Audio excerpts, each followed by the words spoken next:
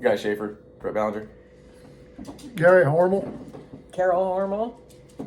Debbie Ballinger. Brad Ballinger. Carla Ballinger. Hi, my name is Kaylin Ballinger, and today I'll be teaching you guys how to make cake pops. I have learned this recipe through Pinterest and Instagram. Through many different trial and error, I finally figured out I perfected the perfect recipe. So what your first step is going to be is to purchase all the items you may need. One of the first items you may need is, well, you will need it, is a cake mix. Any cake mix will do, and you will want to follow the directions very precisely on the back. You'll also want icing. You won't need much, and you could also make your own. You'll only need about 1 or 2 spoonfuls of this.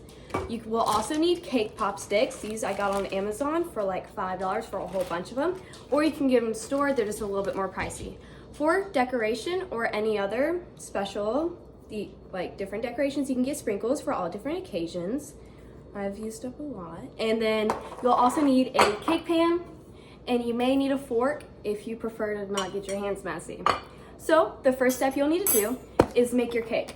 You will make the cake precisely on how the box falls, just follow it precisely, and you will use any pan that you want and just bake it for how long it says in the cake. So just pretend you're just making a cake for the first step.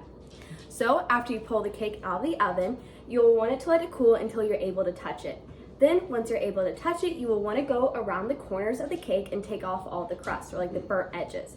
This is so when you make the cake pops and form into the balls, you won't have like hard pieces into the cake pops. This will make it better for the eaters and easier for you to mash up.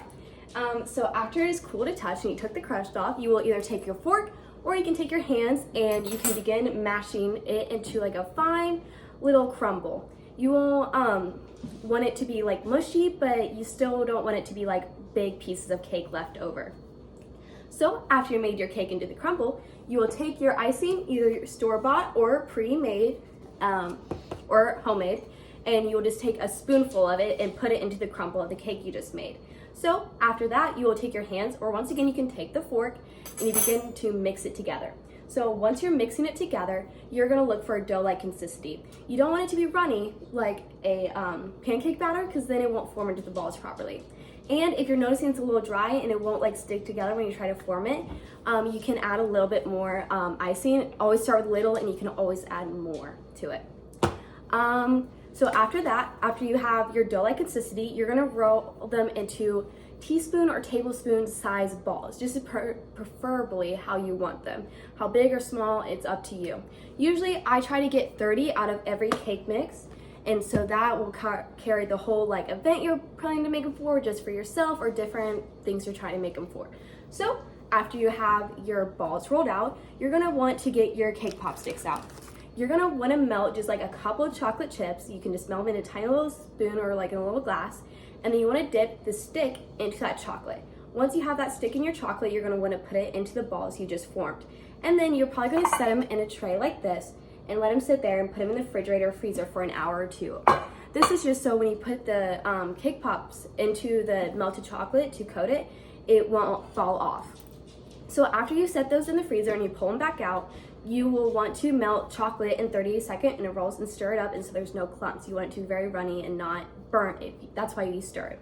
So after you have that melted chocolate, you'll dip your cake pops into the chocolate and just let it sit for 1 or 2 seconds, and then pull out and then sit on the tray. Usually we put parchment paper underneath it, so then it's easy to pull off. So after you do that with all your balls, you now have cake pops with your chocolate. And before it dries, you want to put your sprinkles on if you would like.